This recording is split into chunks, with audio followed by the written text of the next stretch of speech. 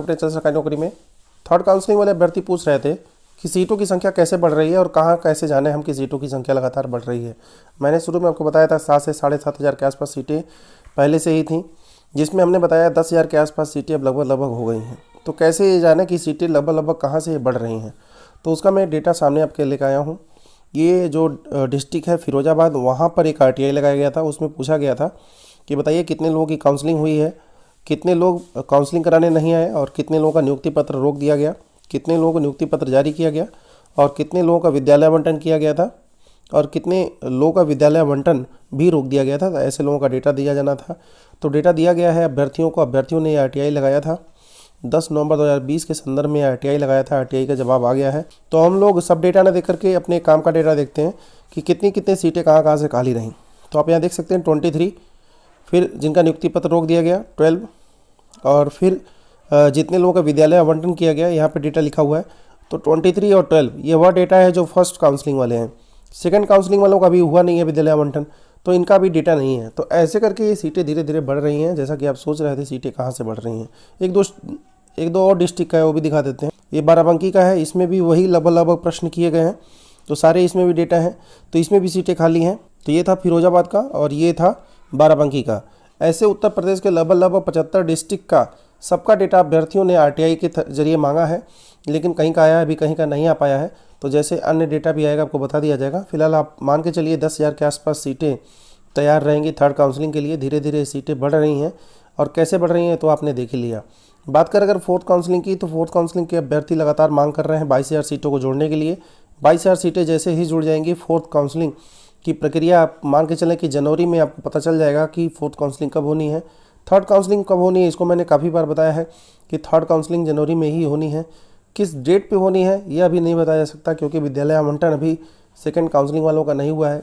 तो जैसे ही second counselling वालों का विद्यालय आवंटन हो जाएगा तो उसमें भी पता चलेंगी ऐसे कितनी कितनी सीटें खाली हैं। बिना RTI लगाए सरकार खुद बताएगी, जिम्मेदार खुद बताएंगे इतनी इतनी सीटें खाली हैं, उन्हीं को थर्ड काउंसलिंग में जोड़ दिया जाएगा। तो 10,000 की सीटों पर काउंसलिंग कराने वाले सभी अभ्यर्थियों के लिए राहत भरी खबर है। जितने लोग पॉइंट वगैरह से या कुछ नंबर से रह गए थे, उनको इसमें चांस मिल जाएगा थर्ड काउंसलिंग के लिए। और फोर्थ काउंसलिंग की एक बार और अगर बात करें तो इसी जनवरी में, यही थर्ड काउंसलिंग का जब डेट क्लियर हो जाएगा तब पता चल जाएगा कि फोर्थ काउंसलिंग कितनी सीटों पे होनी है। और 22,000 सीटें अगर जुड़ गई तो बहुत बड़ी संख्या में अभ्यर्थी 22,000 सीटों पर जो उन्होंने काउंसलिंग कराने का प्रण लिया है कि हम लोग काउंसलिंग करा के रहेंगे, 22,000 सीटों को जुड़वाने के लिए वो लोग सुप्रीम कोर्ट में भी गए हुए हैं। वहाँ भी उन्होंने याचिका डाली है, हाई कोर्ट में भी याचिका डाली है। तो हर जगह याचिका लगातार हर जगह पड़ रही है। फिलहाल सुप्रीम कोर्ट से अगर याचिका फाइनल हो जाती है तो काफ़ी बढ़िया रहेगा। यहाँ पे डायरी नंबर वगैरह मिल जाए, तो जैसे ही डायरी नंबर वगैरह मिलता है, कोई डेट मिलता है, आपको बता दिया जाएगा। तो 22,000 सीटें अगर जुड़ जाती हैं, इसके लिए आप लगातार मांग करते रहें, तब ये सीटें जुड़ेंगी। नहीं तो अगर आप दब जाएंगे, आप धीरे बोलेंगे, अगर अपनी मांग नहीं उठाएंगे तो 22,000 सीटों को जोड़ने का विचार नहीं बनाएंगे और इन सीटों को नेक्स्ट वैकेंसी में जोड़ देंगे। यही रूल है, जो वैकेंसी में बची हुई सीटें हैं नेक्स्ट में जोड़ दी जाए। तो 68,500 की बची हुई वैकेंसी है, तो इसको नेक्स्ट 69,000 में जोड़ देना चाहिए। जोड़ना नियम भी है और ये लोग जोड़ेंगे भी अगर अभ्यर्थी लगातार मांग करेंगे, प्रेशर करेंगे।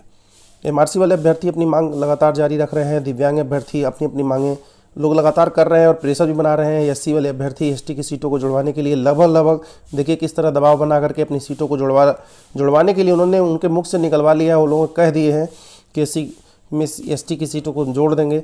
ऐसे ही अगर 22,000 भी इस तरह मांग करेंगे, 22,000 वाले अभ्यर्थी जो फोर्थ काउंसलिंग के लिए हैं, तो क्यों नहीं जोड़ेंगे। जो चीज़ वैलिड है उसको करना ही चाहिए और 22,000 सीटों को जोड़ दिया जाएगा और ऐसे में आपकी काउंसलिंग के लिए कोई दिक्कत नहीं आएगी। जो LT ग्रेड के अभ्यर्थी हैं वो नए साल में नियुक्ति उन्हें मिल पाएगा, क्योंकि आपको पता होगा उनकी फाइलें लटका दी गई थी।